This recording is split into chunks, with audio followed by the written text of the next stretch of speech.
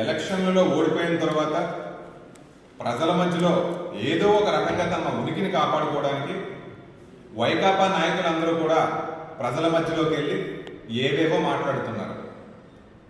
నేను వాళ్ళందరికీ కూడా ఒక్క విషయం గుర్తు చేస్తాను. తెలుగుదేశం పార్టీ కనుక ఎలక్షన్ మేనిఫెస్టోలో సంక్షేమ కార్యక్రమాల గురించి మాట్లాడకపోయి ఉన్నా తెలుగుదేశం పార్టీయే అధికారంలోకి వచ్చేది. అది గమనించాలి.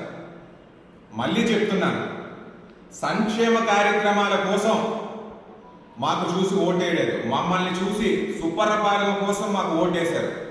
మేము రాష్ట్రంలోకి వచ్చామంటే శాంతి భద్రతలు ఉంటాయి కాబట్టి ఓటేశారు. లిక్కర్ స్కామ్లు, ఇసుక స్కామ్లు ఇవన్నీ కూడా తగ్గుతాయని చెప్పి ఓటేశారు. వైకాపా నాయకులు ఇది గుర్తించాలి. మేమిచ్చిన మేనిఫెస్టో ఏమి చిన్నది కాదు. ఆ రోజు చంద్రబాబు నాయుడు గారు మేనిఫెస్టో పెడితే అందరూ కూడా ఈ మేనిఫెస్టో చాలా బాగుంది, ఈ మేనిఫెస్టో కనుక ఇంప్లిమెంట్ అయిందంటే ప్రతి కుటుంబం కూడా అభివృద్ధి చెందుద్దని కూడా ఆ రోజు అనుకున్నారు.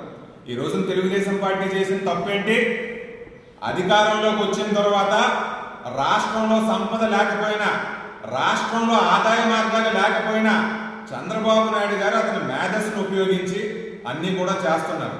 ఈ రోజున మేము అధికారంలోకి వచ్చిన సంవత్సరంలోనే 80% హామీలన్నీ పూర్తి చేసిన మాట వాస్తవం కాదా?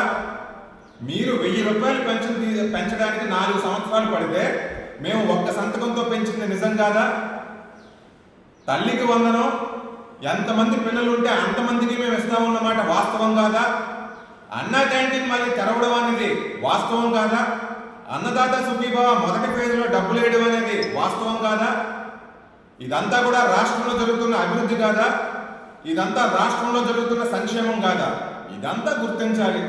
పెద్ద నాయకులందరూ కూడా ప్రజల మధ్యలోకి వచ్చి మేనిఫెస్టో అసలు అమలు చేయలేదంటే దాని అర్థం ఏంటి? మీ దృష్టిలో మేనిఫెస్టో అమలు చేయలేదంటే ఏంటి? 10% చేసామా, 20% చేసామా, 70% చేసామా, 80% చేసామా? అది కూడా ప్రజలకు మీరు చెప్పండి. ఇంతకు ముందు 4 పిల్లలు ఉంటే వాళ్ళకి ఎంత డబ్బులు వచ్చారో తల్లికి, ఈరోజు 4 పిల్లలు ఉంటే ఎంత వస్తుంది?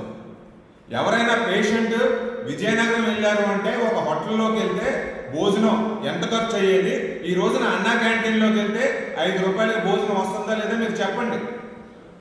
ఇవన్నీ కూడా వదిలేసి ప్రజల మధ్యలోకి వెళ్ళి ఉనికి కాపాడుకోవడం కోసం మాత్రం ఇటువంటి స్టేట్మెంట్స్ ఇవ్వద్దు అని చెప్పి అందరికీ నేను తెలియజేస్తున్నాను.